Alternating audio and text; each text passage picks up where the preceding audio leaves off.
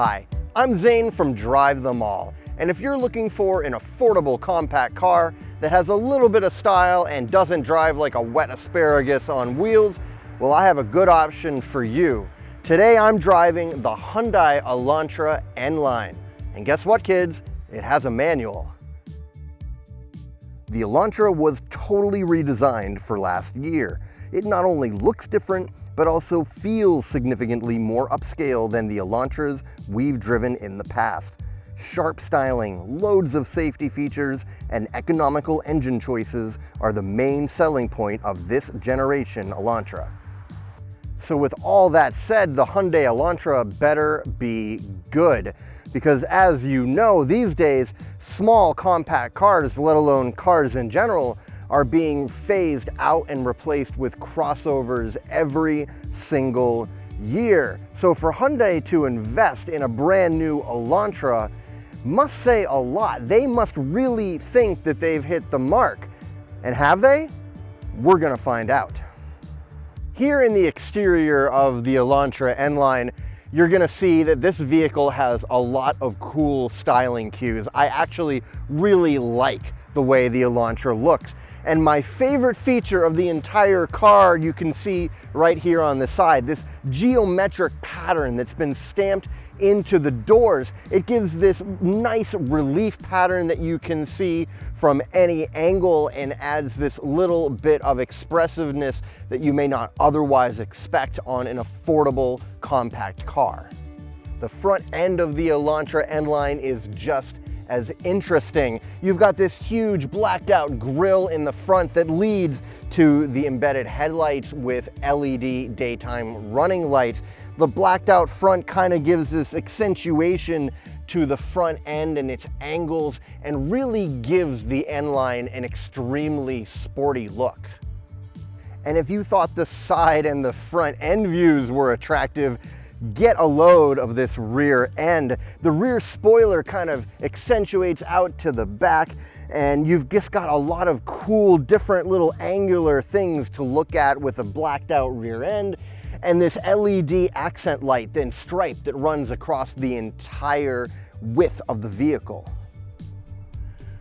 And inside the Elantra is just as interesting as the outside. The seats are really bolstered. They give you a lot of support. And although they're cloth, they have a lot of different textures and materials, including this really nice red stitching.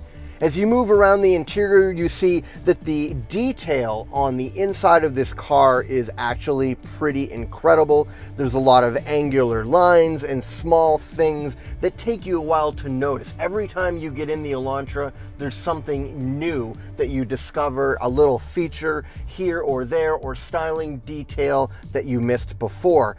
But then you kind of knock on the interior and you realize that it's all just really hard plastic after all. This isn't a luxury vehicle, but with that said, it is well textured plastic, so at least it looks good. The infotainment center has all of the features that you've come to expect from any vehicle these days, including Android Auto and Apple CarPlay, but there's no branded speakers, although it does sound really well. And as we move over to the gauge cluster, it's a really sporty design with a checker pattern on the tachometer and a digital gauge kind of infotainment center to the right of the speedometer that gives you information about trip and all their tire pressures and all of those kind of things that you'd want to keep up on how your vehicle's performing as you go down the road. And then when you look to the left of the gauge cluster, you see this weird styling feature of kind of a circle with a slash through it. And it looks like something's missing when you have the manual version, and that's because you do. On the automatic transmission version of this car, that's where the drive mode button would end up. So now that we've taken a look at the exterior and the interior, let's get a better feel about how the Elantra N-Line drives. As you can see, I got a manual transmission, which I'm super psyched about. And this vehicle is powered by a 201 horsepower, 1.6 liter turbocharged 4-cylinder. So we've got a really nice balance of performance and fuel efficiency. You know, you're not going to blow anybody's socks off, but acceleration performance is actually quite nice. I'm really impressed. It is no slouch whatsoever, but if your heart desires a little bit more, Hyundai does have the Elantra N with 70 more horsepower than the N-Line coming out in 2022, so stay tuned for that one. I do love having a manual transmission as an option, but for around $1,000 you can upgrade to an automatic. And although I have always been partial to shifting my own gears, I actually may consider it for this vehicle, and for one simple reason. The gas pedal has this weird delay to it. You push the throttle down and it takes about a quarter to a half a second for the engine to respond, which means that from a stop or when you're trying to shift through the gears quickly, there's this weird delay that you feel as you modulate between your shifter and your clutch and your gas. It just isn't as responsive as I'd like.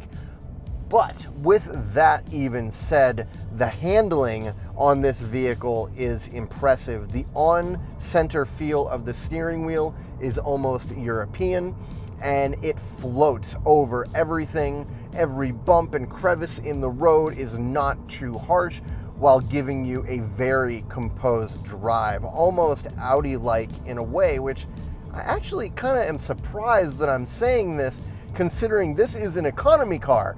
You buy a Hyundai Elantra because it gets good fuel economy and it's affordable, not because it drives well, right? Well, not anymore. It's a driving car now too. And that just kind of underscores the good job that Hyundai has done with the whole package of this vehicle, from the way it looks on the outside to the features you get on the inside. And I might as well mention, this thing has a full safety suite: emergency braking, lane departure warning, automatic lane centering, automatic braking, all those wonderful modern day safety features that you could ever want on a vehicle. The Hyundai Elantra has it, and it has it standard.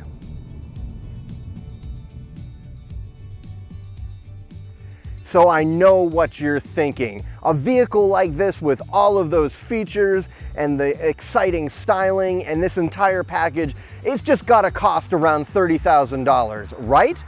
Well, that's kind of what I thought at first look. So I went to Hyundai's website and priced out the Elantra N-Line for myself. And guess what?